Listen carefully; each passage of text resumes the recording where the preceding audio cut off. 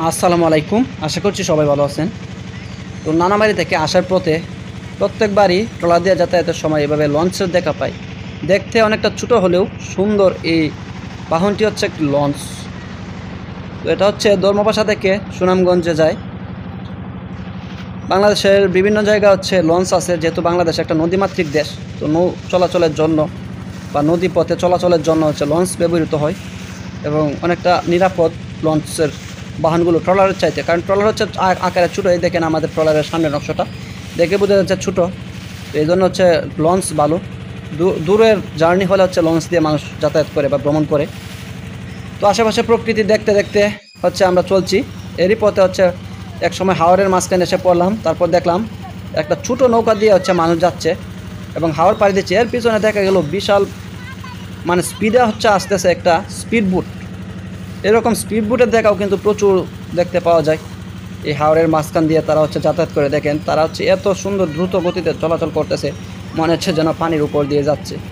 এবং পিছনে দেখেন কি সুন্দর একটা চমৎকার ঢেউ কিন্তু তাদের পিছনে খেলা করতেছে বা দৌড়াচ্ছে।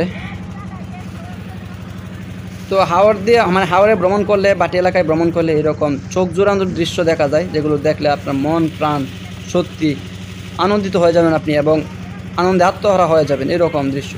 এই যে সামনের গ্রামগুলো দেখেন কত সুন্দর চমৎকার। শুকনা সিজনে যেরকম সুন্দর, বর্ষাকালেও সেম বা বর্ষাকালে আরও বেশি সৌন্দর্য ফুটে উঠে বলা যায়।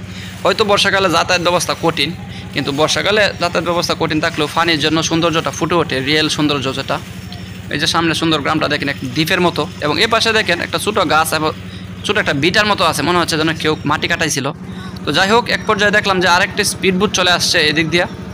একটু পরে পরে একটা যায় আর একটা আসে, একটা যায় একটা আসে। স্পিডবোটগুলো হচ্ছে যায় যে দূরত্ব তারা অতিক্রম করে সেটা হচ্ছে 400 টাকার ভাড়া, কিন্তু তারা চলে যায় খুবই অল্প সময়ে, প্রায় 30 মিনিট, মাত্র 30 মিনিট লাগে, এর ভিতর চলে যায়। তো এদিকে হচ্ছে আরেকটা লঞ্চ আমরা দেখতে পাই, এটা হচ্ছে মাহফুজ, লঞ্চের নাম হচ্ছে মাহফুজ। তো ওই দিন যেটা দেখছিলাম জানি না ওইটার নাম কী ছিল, আগের বার যেটা দেখছিলাম। দেখেন কি সুন্দর চমৎকার লঞ্চগুলো যাচ্ছে নদী দিয়ে, সত্যি দেখলে কিন্তু খুবই ভালো লাগে এগুলো। আসলে চিন্তা করা যায় কত বড় একটা বোঝা বা বাহন তারা এইভাবে হচ্ছে ইঞ্জিনের মাধ্যমে নিয়ে যায়, এবং সুন্দর চমৎকার একটা নৌকা, এবং এটাতে ছাদও আছে। তো যাই হোক, বাটি এলাকায় আসলে আপনি এরকম সুন্দর দৃশ্য দেখতে পাবেন। ভিডিও থাকবে এই পর্যন্তই। ধন্যবাদ সবাইকে। আসসালামু আলাইকুম।